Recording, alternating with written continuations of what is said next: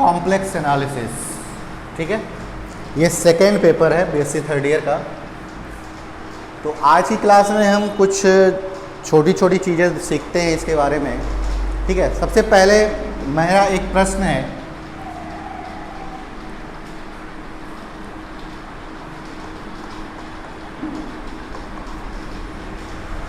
ठीक है, जैसे मान लो कोई number z is equal to a plus iota b। Complex number को हम इस प्रकार से एक्सप्रेस कर सकते हैं, ठीक है ना। a प्लस आयोटा b के फॉर्म में अगर कोई नंबर लिखा हुआ है तो उस नंबर को हम क्या कहते हैं, कॉम्प्लेक्स नंबर कहते हैं। यहाँ पे a जो होता है इसे हम क्या कहते हैं, रियल पार्ट ऑफ z,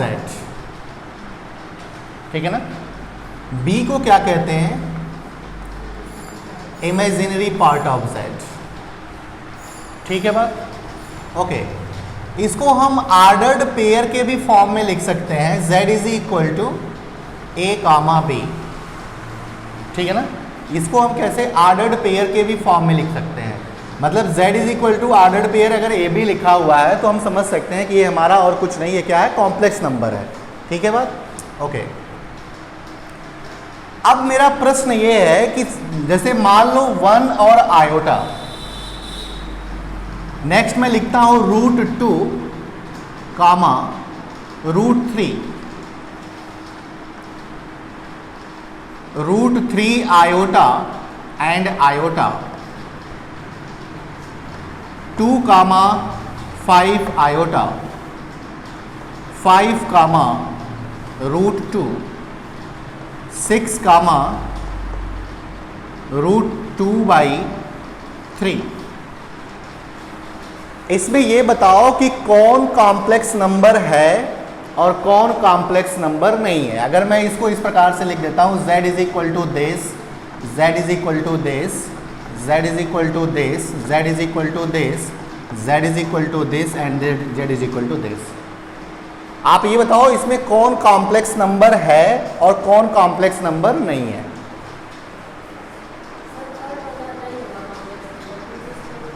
अच्छा, थर्ड वाला आपके अनुसार ये कॉम्प्लेक्स नंबर नहीं होगा, ठीक है।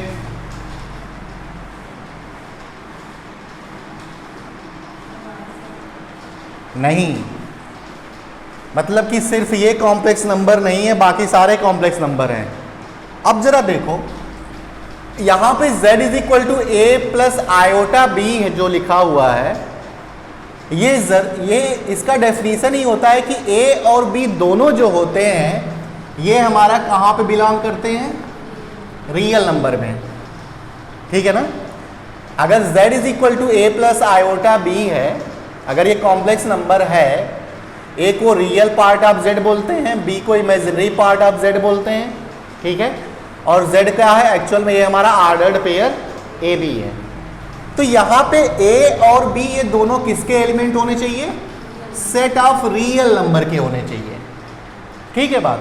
ओके, अब देखो यहाँ पे ये 1 तो हमारा रियल नंबर है, लेकिन आयोटा क्या है, रियल नंबर नहीं है, ठीक है ना।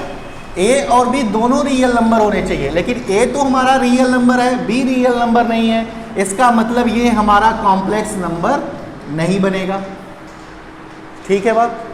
ओके, यहां पे देखो √2 is real number, √3 is also real number, इसका मतलब ये हमारा कॉम्प्लेक्स नंबर बनेगा, ठीक है बात।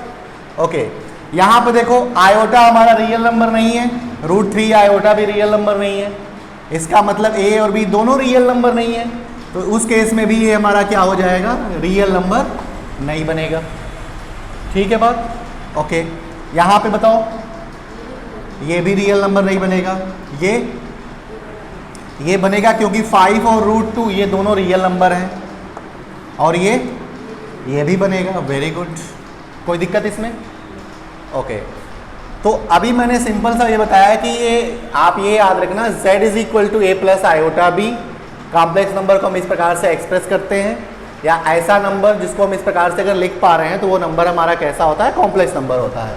a को real part of z, b को इमेजिनरी पार्ट ऑफ z और z को हम ऑर्डर्ड पेयर के भी फॉर्म में लिख सकते हैं। ये ज़रूरी होगा कि a और b दोनों कैसे होने चाहिए, सेट ऑफ रियल नंबर के एलिमेंट होने चाहिए। ठीक है यहाँ तक। अब आगे चलते हैं।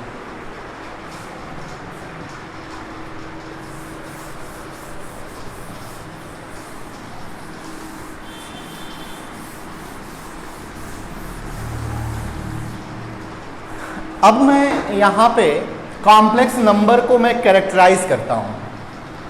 z is equal to a plus iota b।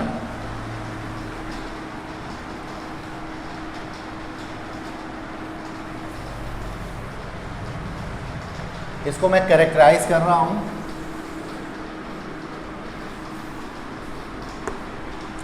पहला case, if b is equal to 0, ठीक है ना। अगर ये b हमारा 0 हो गया, उस केस में ये z किसके बराबर होगा, a के बराबर होगा। और ये a जो है वो है क्या, रियल पार्ट ऑफ z। इसका मतलब कि, और ये a हमारा रियल नंबर भी होता है। इसका मतलब ये हो गया कि अगर b 0 है तो उस केस में ये जो z है ये हमारा कैसा नंबर होगा, प्योरली रियल नंबर होगा। Then z is purely real number. ठीक है बात, ओके। एग्जाम्पल बताओ। 1 2 3 √3, ठीक है ना, √5 एंड सो ऑन। ठीक है, तो ये हमारा ये नंबर कैसे हैं, प्योरली रियल नंबर है। ओके, अब देखो यहां पे अगर मैं if a is equal to 0, अगर a 0 हो गया मतलब कि रियल पार्ट ही 0 हो गया और सिर्फ बचा क्या, प्लस आयोटा b, ठीक है ना। तो उस केस में जो नंबर होगा वो हमारा क्या हो जाएगा, प्योरली इमेजिनरी नंबर हो जाएगा। ठीक है ना, this is purely real number. And if a is equal to 0 then z is equal to b is purely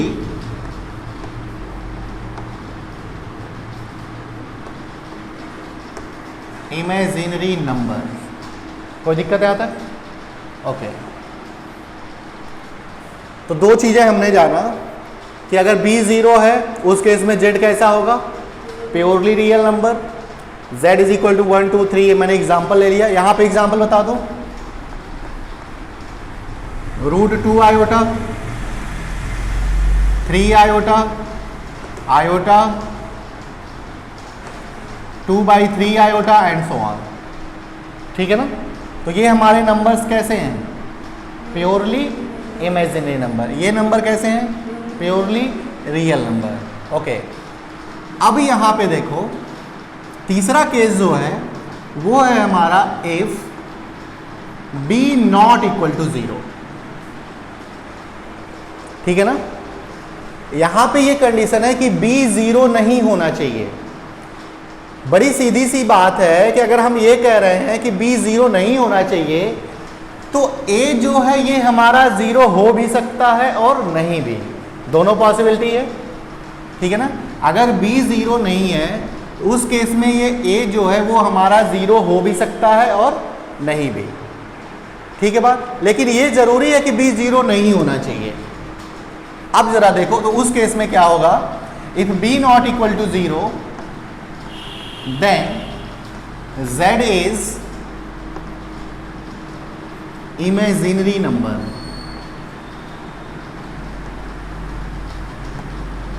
example बताओ। मैं लिख रहा हूं। अच्छा बताओ, √2 आयोटा सही है, समझते रहना, बता रहा हूं। क्या मैं 3 आयोटा लिख सकता हूं, क्या मैं आयोटा लिख सकता हूं, ओके। क्या मैं 2/3 आयोटा लिख सकता हूं, ओके। क्या मैं 2 + 3 आयोटा लिख सकता हूं? क्या मैं 5 + 2 बाई √5 + √3 बाई 2 आयोटा लिख सकता हूं? ओके, एंड √5 + 2 आयोटा लिख सकते हैं, एंड सो ऑन। ठीक है, तो ये कॉम्प्लेक्स नंबर को मैंने अभी कैरेक्टराइज किया z = a + आयोटा b को। अगर b की वैल्यू 0 है तो उस केस में हमारा z कैसा होगा? प्योरली रियल नंबर होगा। अगर a 0 है उस केस में z जो होगा वो b के बराबर होगा, और z जो होगा वो क्या होगा? हमारा प्योरली इमेजिनरी नंबर होगा। अगर b 0 नहीं है उस केस में z जो होगा वो हमारा कैसा नंबर होगा? इमेजिनरी नंबर होगा। अच्छा देखो, मैंने कहीं पे 0 नहीं लिखा है, 0 की चर्चा हम कुछ देर बाद करते हैं। आप ये बताओ, क्या यहां पे जितने नंबर हैं, यहां पे जितने नंबर हैं, क्या वो सारे नंबर यहां पे हैं? या यहां पे जितने नंबर आएंगे, जैसे मैंने इतने तो लिख दिया है, और जितने भी यहां पे नंबर हो सकते हैं, क्या वो सारे नंबर हम यहां पे लिख सकते हैं? तो बड़ी सीधी सी बात है कि हम ये कह सकते हैं कि हर प्योरली इमेजिनरी नंबर कैसा नंबर होता है? इमेजिनरी नंबर होता है। Every purely imaginary number is imaginary number, लेकिन मैंने अभी 0 की चर्चा नहीं किया हूं। ठीक है ना? तो 0 को मैं अभी थोड़ी देर बाद डिस्कस करता हूं। अभी आप इतना जानो, अभी मैं एक स्टेटमेंट बोलूंगा कि every purely imaginary number is imaginary number except 0। ठीक है, ओके। तो अब मैं 0 की चर्चा कर लेता हूं। जैसे मान लो 0 = 0 + 0 आयोटा लिख सकते हैं।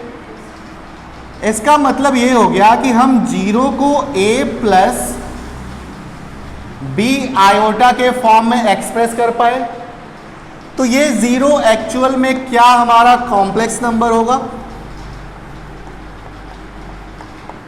यही तो मैंने बोला, अगर किसी नंबर को a + आयोटा b के फॉर्म में एक्सप्रेस कर पा रहे हो तो वो नंबर कैसा है? कॉम्प्लेक्स नंबर है। तो ये 0 तो हमारा कॉम्प्लेक्स नंबर है, इसमें तो कोई दिक्कत नहीं है, क्योंकि हम इसको इस फॉर्म में एक्सप्रेस कर पा रहे हैं।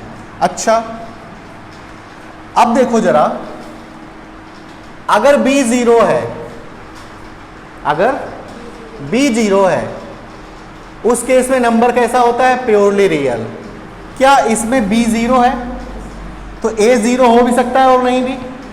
अगर नहीं होगा तो वो सारे कॉम्प्लेक्स नंबर मैंने यहां पे नोट कर दिए हैं, सारे प्योरली रियल नंबर यहां पे लिखा हुआ है, इसलिए मैं 0 को बाद में डिस्कस कर रहा हूं।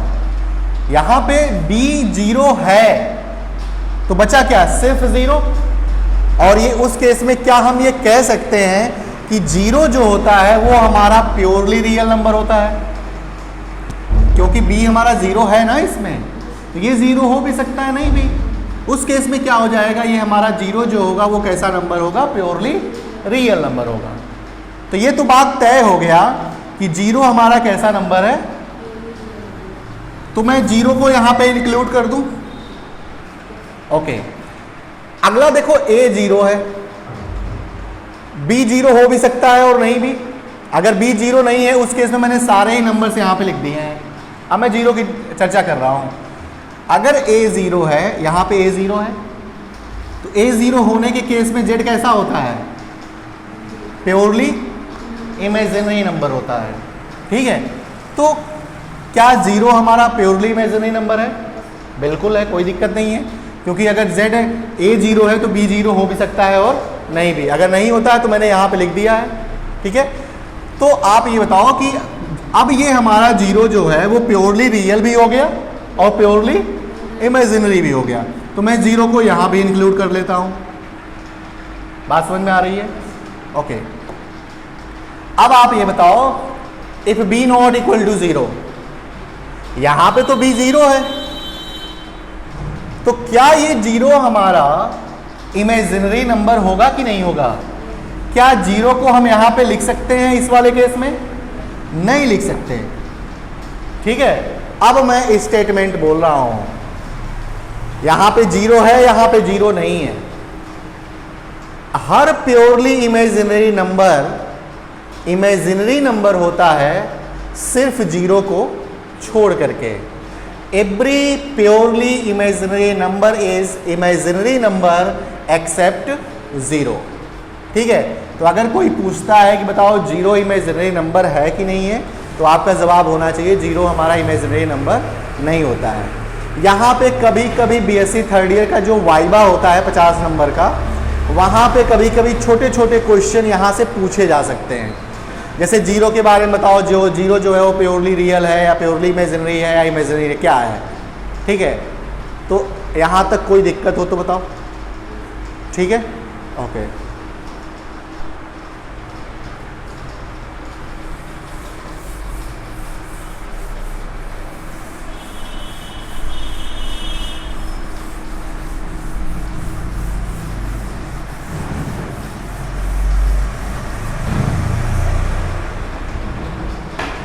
नेक्स्ट है हमारा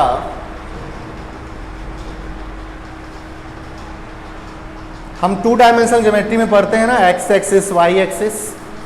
मैं थोड़ी सी चीज़ें वो भी डिस्कस कर लेता हूँ।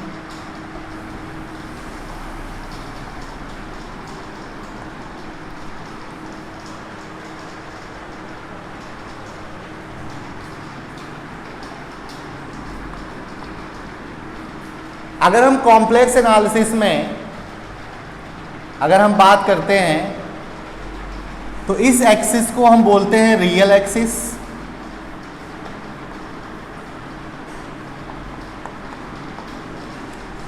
ठीक है, और इसको बोलते हैं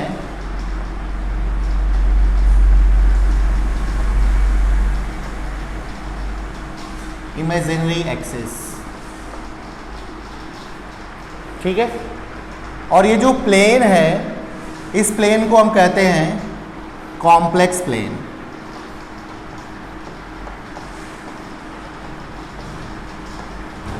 ठीक है, या इसको हम बोलते हैं हॉरिजॉन्टल प्लेन। Horizontal plane. ठीक है बात, ओके। अब जैसे मान लो यहां पे मैं एक कोई पॉइंट लेता हूं P। अगर ये कॉम्प्लेक्स प्लेन है तो ये जो पॉइंट होगा इसको अगर हम कह दें पी ए कामा बी, ये हमारा एक कॉम्प्लेक्स नंबर फॉर्म करेगा। इसका मतलब क्या है, ये डिस्टेंस कितना होगा a, और ये डिस्टेंस कितना होगा b। अब ये बताओ ये डिस्टेंस क्या होगा, under root A square plus B square. Under root A square plus B square. ठीक है, इसको हम डिनोट करते हैं, this is equal to mod Z. यानी कि मॉड जेड जो होता है वो एक्चुअल में है क्या, जैसे मान लो पॉइंट ये हमारा जेड ए बी है, तो मॉड जेड का क्या मतलब होता है, under root A square plus B square. Actual में इस पॉइंट्स का ना, इस ओरिजिन से ये डिस्टेंस होता है, यही तो है। इस पॉइंट्स से इस ओरिजिन का डिस्टेंस ही हमारा क्या होता है, mod Z, absolute value of Z. Clear है बात, ओके। अब जरा देखो यहां पे मॉड जेड की जो वैल्यू होती है under root A square plus B square. ठीक है, इसकी वैल्यू माइनस जेड की कितनी होगी, सेम होगा, कोई दिक्कत नहीं है। Complex number z is equal to, अगर a प्लस आयोटा b है तो इसके कॉन्जुगेट को हम कैसे डिनोट करते हैं, a माइनस आयोटा b। ठीक है,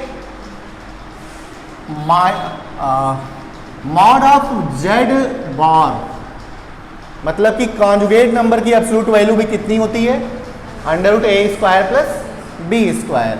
okay, minus of z bar, इसकी भी सेम वैल्यू होती है, ठीक है ना, यहाँ तक तो कोई दिक्कत नहीं है। ओके, तो ये चीज़ें आपको याद रखना है। ये आगे जब हम कॉम्प्लेक्स, जब सिलेबस हम स्टार्ट करेंगे तो ये आप देखेंगे हर जगह बहुत ही ज़्यादा यूज़ किया जाएगा। ठीक है, दूसरी बात, z की value a plus iota b होती है। ठीक है, और z बार की वैल्यू होती है a माइनस आयोटा b। अब आप ये बताओ z इंटू जेड बार कितना होगा?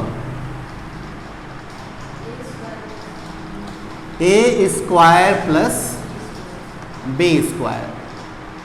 ठीक है, और यहां से ये बताओ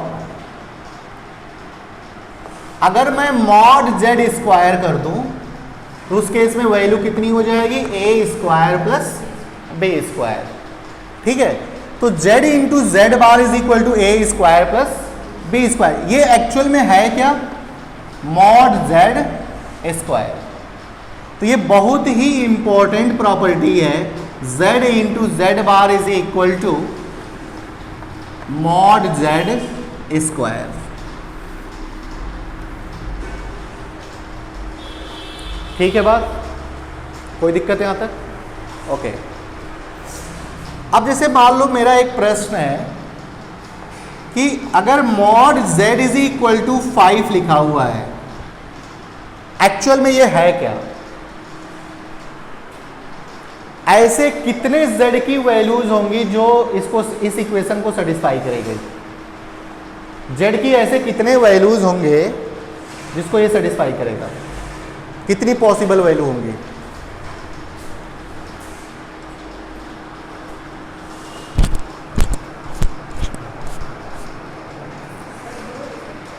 दो।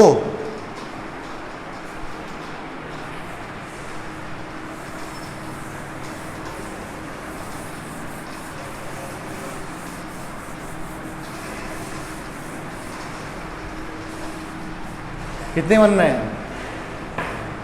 दो बन रहे हैं। कौन कौन?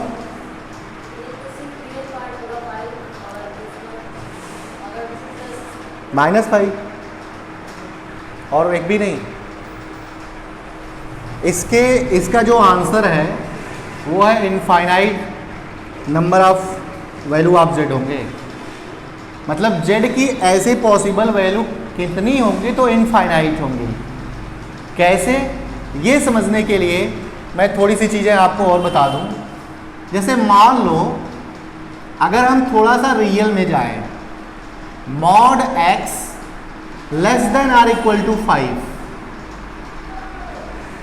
अभी मैं यहां से इस बात को कनेक्ट करूंगा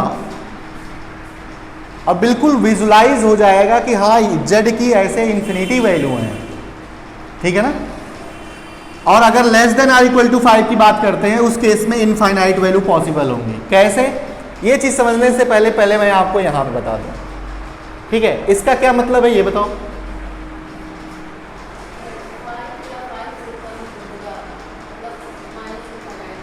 नहीं, देखो मैं बता रहा हूं।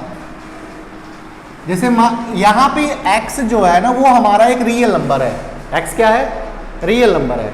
ठीक है, जैसे मान लो यहां पे एक घोड़ा है, सिंपल लैंग्वेज बता रहे हैं। जैसे मान लो एक घोड़ा है, अगर ये घोड़ा है तो इसका मालिक भी होगा। अगर इसे भूख लगेगा तो ये मालिक को बोलेगा खाना खाने के लिए, मतलब ग्रास खाने के लिए। ठीक है, तो ये जब बोलता है अपने मालिक से कि हमें भूख लगा है और हमें ग्रास खाना है, तो मालिक क्या कहता है? हाँ ठीक है, तुम ग्रास खा लो, लेकिन एक कंडीशन है कि तुम्हें 5 मीटर की रस्सी में बांधा जाएगा। ठीक है, तो अब ये बताओ यहाँ पे लकड़ी को लगा करके उस घोड़े को बांध दिया गया। ठीक है, और 5 मीटर की रस्सी में बांधा गया है, और ये हमारा रियल लाइन है। तो रियल लाइन पे चलने के कितने रास्ते? सिर्फ 2, या तो आप राइट से चलो या लेफ्ट से चलो।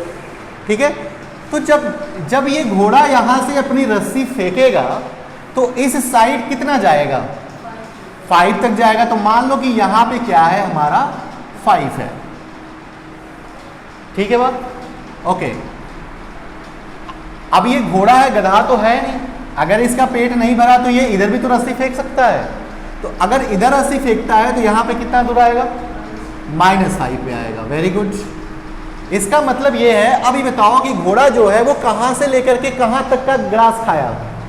-5 से लेकर के 5 तक का ग्रास खाया। इसका मतलब ये हो गया कि mod x less than or equal to 5 का मतलब क्या है कि -5 is less than or equal to x is less than or equal to 5। ठीक है बात? तो ये तो हो गई हमारी रियल में, इसमें तो कोई दिक्कत नहीं है। अच्छा, अब मैं बात करने जा रहा हूं इसकी, और इसकी बात हम किस में करेंगे? कॉम्प्लेक्स प्लेन में बात करेंगे। तो कॉम्प्लेक्स प्लेन में बात करने के लिए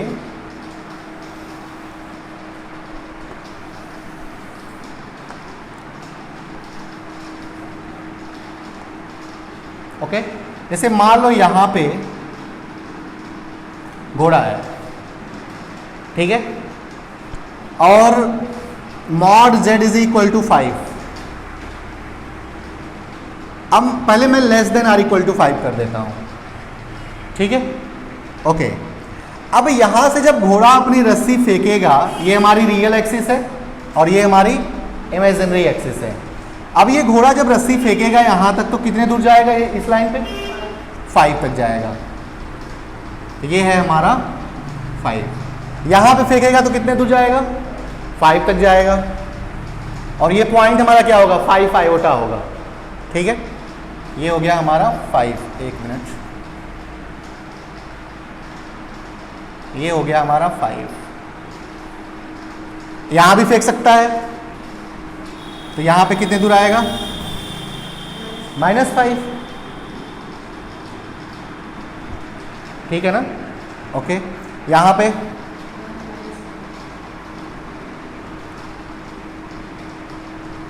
-5 आयोटा, ये 5 आयोटा है। और तुमने जो बताया है वो दो नंबर्स जो बताए हैं वो यही दोनों नंबर हैं, यही ना, और 2 नंबर तो और मिल गए, ठीक है, 2 नंबर और मिल गए। अच्छा, अब जरा देखो, अब ये घोड़ा जो है वो रस्सी को यहां भी तो फेंक सकता है, यहां भी फेंक सकता है, यहां भी फेंक सकता है, और यहां भी फेंक सकता है। क्लियर है बात? ओके। जब यहां से रस्सी फेंकेगा ये, तो कितने दूर तक जाएगा? 5 तक जाएगा। यहां पे फेंकेगा तब भी 5 तक जाएगा।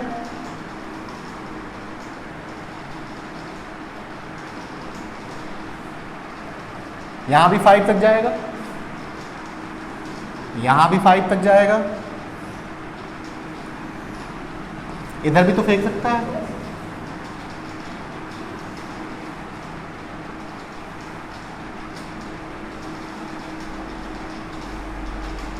इधर भी फेंकेगा,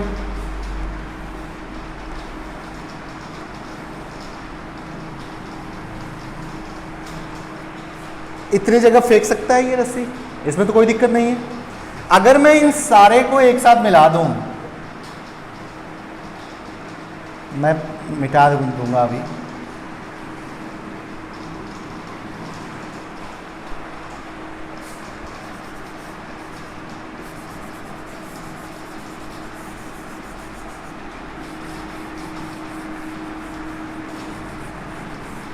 एक्चुअल में ये बना क्या? सर्कल बना। अब समझो जरा,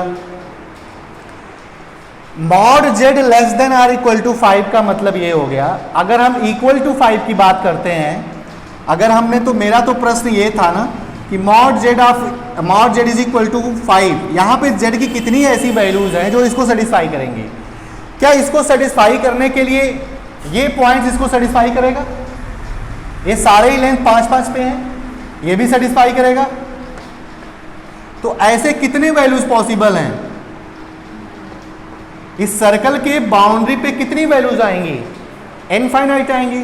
तो इसको सेटिस्फाई करने वाले टोटल कितने z की वैल्यूज होंगी? इनफाइनाइट होंगी। क्लियर है बात? ओके।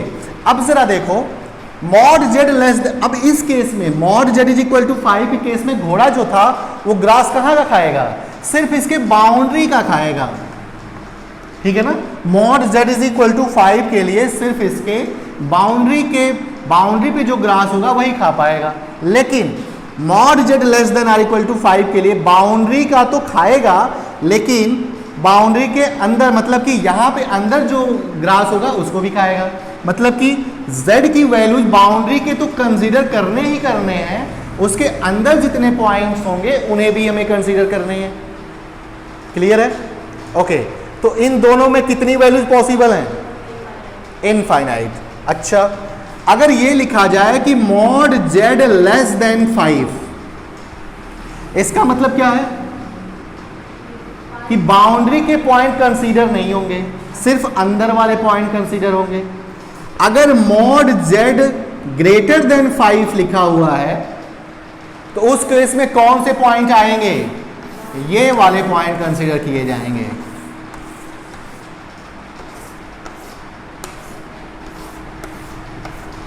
क्लियर है ना?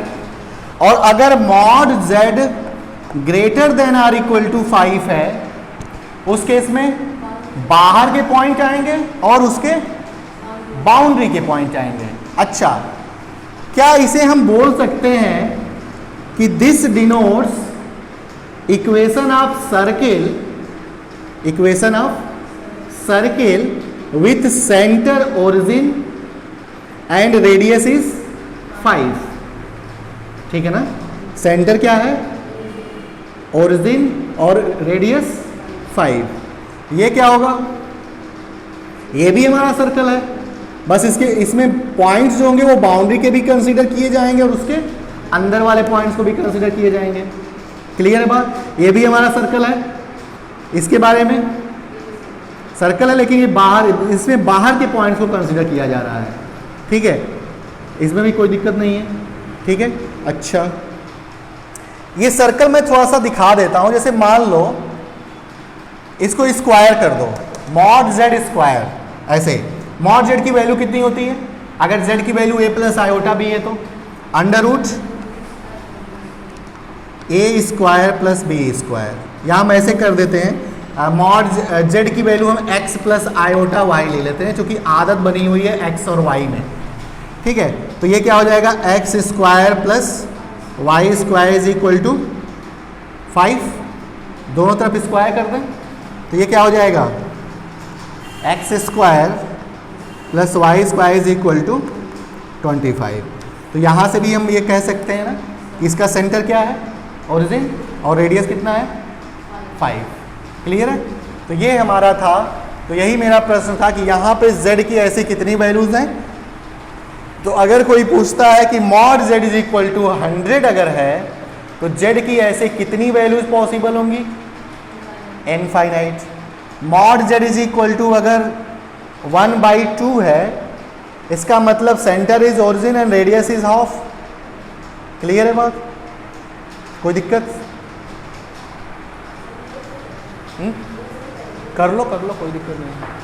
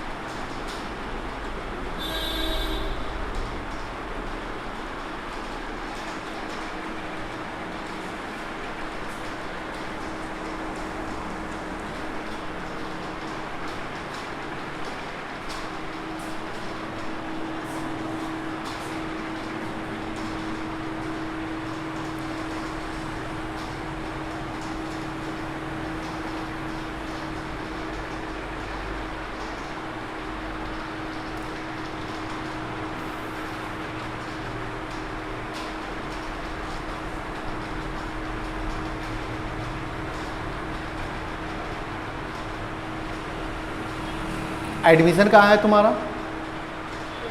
एडमिशन कहाँ है?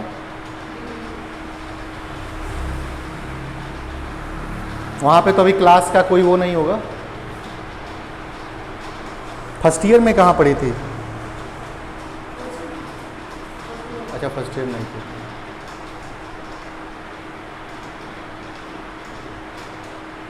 सेकेंड ईयर में भी नहीं पढ़ी थी? हाँ?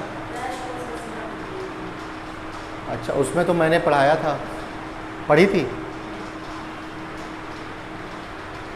कॉम्प्लेक्स शायद पढ़ाए थे, कॉम्प्लेक्स नहीं, OR पढ़ाए थे कुछ दिन, समझ में आया था।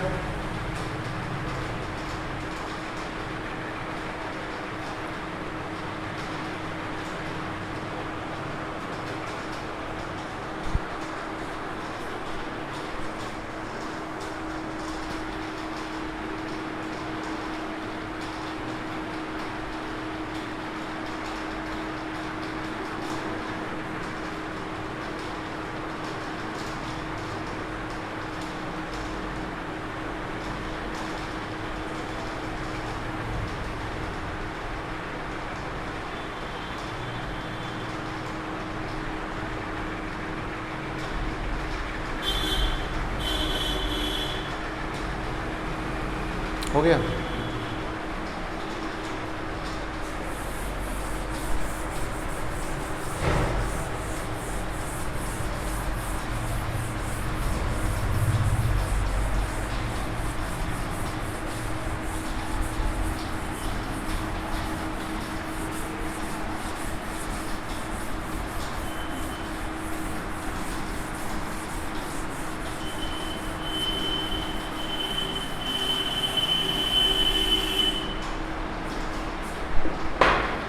अब जैसे मान लो z minus iota is equal to 2 लिखा हुआ है, ठीक है।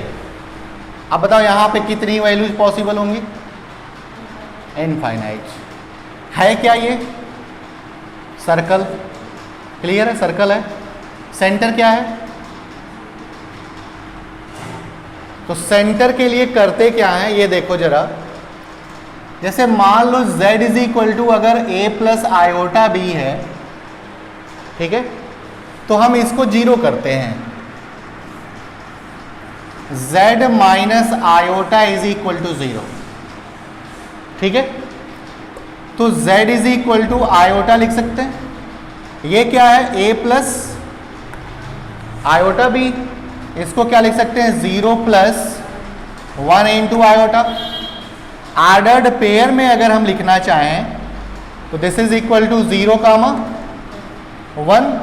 तो a की value real, a is real part of z, a is equal to 0 and b is equal to 1, ठीक है।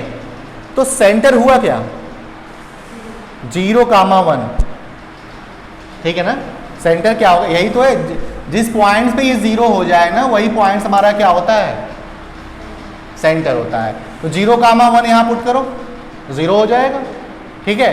तो सेंटर क्या हो गया? 0 कामा 1, ठीक है। ये हो गया हमारा सेंटर। रेडियस क्या है? रेडियस कितना है? 2। ये मैं इसलिए बता रहा हूं ना क्योंकि जब आप कॉम्प्लेक्स इंटीग्रेशन पढ़ेंगे, कैलकुलस ऑफ रेसिड्यूज पढ़ाया जाएगा, ठीक है, वहां पे ये आप हर क्वेश्चन में ये आपको बनाना पड़ेगा, ठीक है। इसलिए मैं ये सिखा रहा हूं कि आप कैसे ड्रा करेंगे। और एक चीज और मैं बता दूं, एक बार का एक क्वेश्चन है, एक इंटरव्यू का क्वेश्चन है कि एग्जामिनर ने पूछा कि mod x y is equal to mod x का ग्राफ बनाओ, ठीक है। तो जो सामने इंटरव्यू दे रहा था उसने तुरंत ग्राफ बना दिया इसका।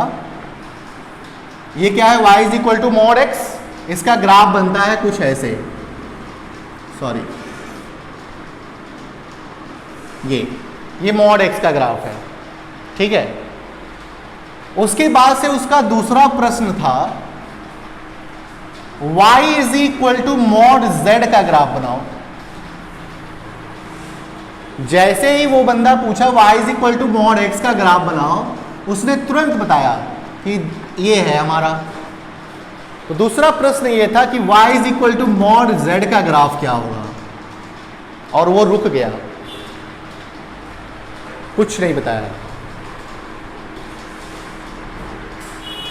तो मैं बता दूं कि कॉम्प्लेक्स एनालिसिस में हम किसी भी फंक्शन का ग्राफ ड्रा नहीं कर सकते, ठीक है ना। ग्राफ ये माइंड में रखना कि रियल में तो हम ड्रा कर सकते हैं, लेकिन कॉम्प्लेक्स में मॉड जेड का अगर हमें ग्राफ ड्रा करना हो, सपोज करो कि सिर्फ मॉड जेड है और कुछ नहीं है, हम इसका ग्राफ ड्रा नहीं कर सकते। अगर मॉड एक्स है तो हम ग्राफ ड्रा कर सकते हैं ना, लेकिन मॉड जेड है, साइन जेड हुआ, कास जेड हुआ, टेन जेड हुआ, जेड स्क्वायर प्लस 1/z-2 हुआ, z is not equal to 2 के लिए, तो हम इसका ग्राफ नहीं ड्रा कर सकते, ठीक है। लेकिन एक खास बात है, हम भले ही इसका ग्राफ ड्रा नहीं कर सकते, लेकिन हम ये देख सकते हैं, ये एनालिसिस कर सकते हैं, अगर हमारे पास 2 कॉपीज ऑफ प्लेन है, मतलब कि हम एक प्लेन की जो अभी बात कर रहे थे कॉम्प्लेक्स प्लेन, उसको हम जेड प्लेन भी कहते हैं। क्या कहते हैं? जेड प्लेन, ठीक है। और एक प्लेन और ले लेते हैं डब्ल्यू प्लेन, ठीक है। हम भले ही इसका ग्राफ नहीं ड्रा कर सकते हैं, ठीक है, जैसे y is equal to mod z का ग्राफ पूछा, अगर भले ही इसका ग्राफ ड्रा नहीं कर सकते हैं, लेकिन अगर कुछ ऐसे डिफाइन किया जाए f z is equal to या w is equal to f z is equal to z plus 1/z+2, w is equal to क्या है? F z is equal to ये। हम इसका ग्राफ ड्रा नहीं कर सकते, इसका ग्राफ ड्रा नहीं कर सकते, ठीक है। लेकिन हम ये देख सकते हैं कि जेड प्लेन से डब्ल्यू प्लेन में जेड के किन किन पॉइंट के लिए किस पॉइंट पे जाएगा, हम ये देख सकते हैं। ग्राफ नहीं बनेगा। अगर हम यहां पे जेड की वैल्यू 1 ले लें तो जेड इज इक्वल टू 1 यहां पे होगा, जेड इज इक्वल टू 1 यहां पे होगा। और यहां पे जब हम पुट करेंगे तो डब्ल्यू प्लेन में जाएंगे तो क्या हो जाएगा? 2/3। तो 2/3 भी कहां होगा? ये हमारा रियल नंबर है तो 2/3 यहीं पे कहीं होगा, ठीक है, यहां पे कहीं होगा।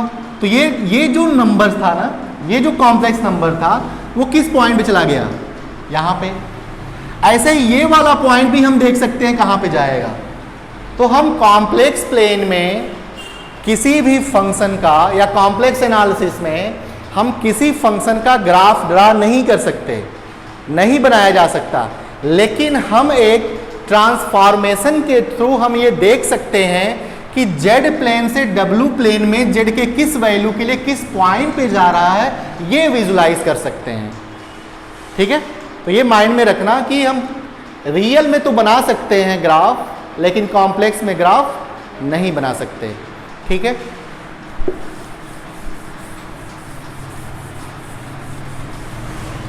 अब जरा देखो, ये मैं ड्रा कर दूं, ड्रा करके एक दिखा देता हूं। देखो सेंटर क्या है बोलो? 0,1 कहां जाएगा? यहां पे जाएगा। This point is 0,1। रेडियस क्या है? 2। तो अगर ये 1 है तो यहां तक 2 हो जाएगा, होगा ना? ये हो गया हमारा 2। अच्छा, क्या हुआ? रेडियस ही तो लेना है। ये देखो, अगर ये 1 है, अगर यहां पे 1 है तो 2 यहां तक जाएगा, ऊपर जाओ। अगर ये यहां तक 1 है तो ये 2 तक जाएगा, अगर ये 1 है तो ये 2 तक जाएगा। तो सारे पॉइंट्स को इनको मिला दो, ये बन गया, ठीक है ना। तो ये क्या हुआ?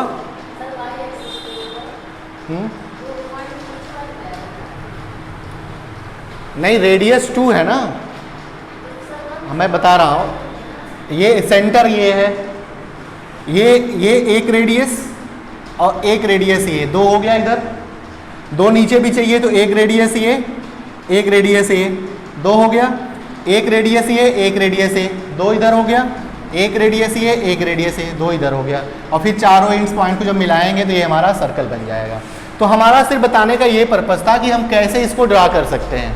तुम ड्रा करना घर पे, मैं दे दे रहा हूँ। z - 2 iota is equal to 1/2 या 5 z minus 2 minus 3 iota is equal to 6। इसे ड्रा कर लेना, ठीक है, कोई दिक्कत? तो बस आज के लिए इतना ही, नेक्स्ट कल मिलते हैं।